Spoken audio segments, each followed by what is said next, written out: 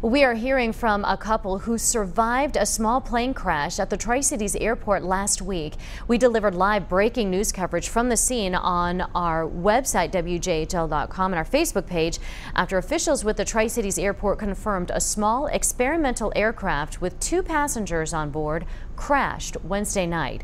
Caroline Corrigan spoke with a couple who described the terrifying moments leading up to that crash. Sarah, Dr. Richard Knapp and his wife Kimberly narrowly escaped a tragedy last week after their plane crashed.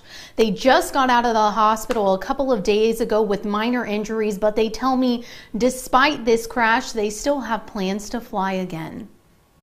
Nearly a week after Dr. Richard Knapp crashed his plane, the pain was pretty significant. He and his wife Kimberly are still recovering. You know, looking back to come in at 115 miles an hour and walk away is, in my opinion, totally miraculous. A pathologist at a local hospital in Columbus, Georgia, Dr. Knapp says he's been flying his small experimental plane known as the Velocity since 2015. It's sort of a lifetime dream to own one. And on Wednesday night, the two were making a routine visit from Columbus to the Tri-Cities, where he manages a medical lab. Loaded up the plane, everything was fine and good. It was an uneventful flight. But just after 8 o'clock, his experimental plane stopped responding near the runway. We were too low, so I added fuel and the plane didn't respond properly.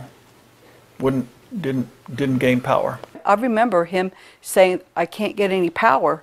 And then we hit the tree. Of course, I knew we were in trouble. I remember looking over him just when we landed for a moment. I wasn't sure. I just said, "Richard," he said, "Kimberly." So I knew he was all right. Both were able to walk away. I know that most people in small aircraft don't. So I was very thankful. Both treated at the Holston Valley Medical Center for fractures, and Kim with a broken sternum. Life has not returned to normal yet, I can tell you that. We have a ways to go. A long way to go with plans to fly again. I love him, and I will get right back into a plane with him.